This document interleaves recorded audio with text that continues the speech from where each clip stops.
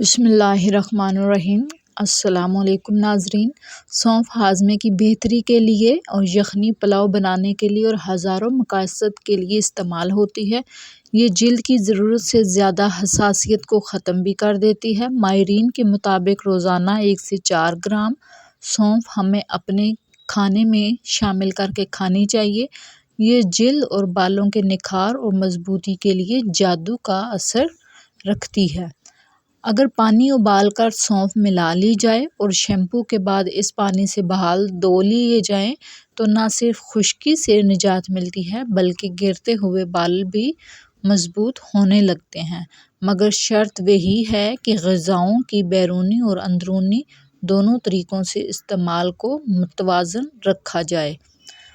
हल्दी से कील मुहासों को निजात मिलती है। हल्दी एक ऐसा मसाला है जिसके बगैर हमारी हड्डियाँ पक ही नहीं सकती और इसके ज़ख़म को मुंदमल करने की सलाहियत से सभी वाकिफ़ हैं।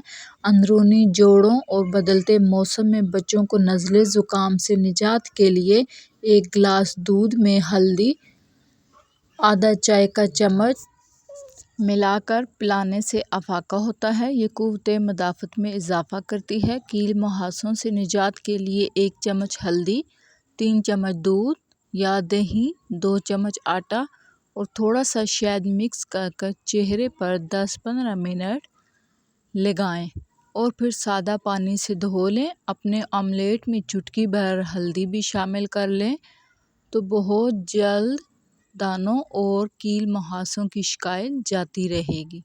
दारचीनी सेहत के लिए मौजू है। ये खून की गर्दिश को बेहतर बनाने के लिए मौजू तरीन मसाला है। ये जिल्द की निगहदाश्त भी करती है। नज़ले ज़ुकाम और दांतों के अमराज में भी अफाका देती है। निज़ाम हाजमा बेहतर करती है जिसके असरात खिली खिली रंगत की शक्ल में देख सकते हैं। दिन भर में जब फुर्सत मिले दारचीनी का कहवा सादा सा शहद मिलाकर पीने से बेहतर नताइज सामने आते हैं। लहसुन गिरते बालों के लिए मुफीद है। लहसुन में मौजूद एमिनो एसिड जहाँ दिल की शरियानों और वरीदों के अफ़ाल मुतहर्रिक करता है वहीं बालों की नशोनमा भी करता है। लहसुन को पीसकर जैतून या नारियल के तेल में मिलाकर 3 सेकंड के लिए ओवन में गर्म कर लें।